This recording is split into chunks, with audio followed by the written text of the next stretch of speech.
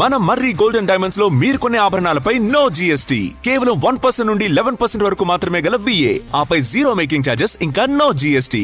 మర్రి golden diamonds. Hyderabad లోని నకిలీ BT3 పత్తి విత్తనాల అక్రమ రవాణా ముఠాను ఎల్బీనగర్ పోలీసులు భగ్నం చేశారు.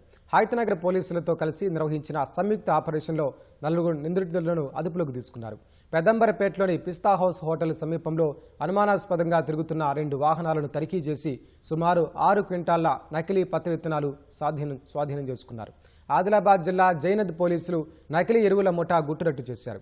నల్గొండ జిల్లాకు చెందిన ప్రధాన నిందితుడు కృష్ణయ్యతో పాటు జైనద్ మండలం కమటానికి చెందిన మహేందర్లను అరెస్టు చేసి రిమాండ్కు తరలించినట్లు జైనద్ సిఐ వివరించారు. జైనత్ మండలంలో కామటా గ్రామంలో కొంతమంది వ్యక్తులు ఈ నకిలీ ఎరువులు అమ్ముతున్నారు అని సమాచారం మన జైనత్ మండల ఏవో గారికి రావడంతో ఏవో గారు తమ యొక్క సిబ్బందితో కలిసి సోదా నిర్వహించడం జరిగింది. అక్కడ భట్టు మహేందర్ అనే వ్యక్తి దగ్గర 40 నకిలీ ఎరువుల బస్తాలు స్వాధీనం చేసుకున్నారు.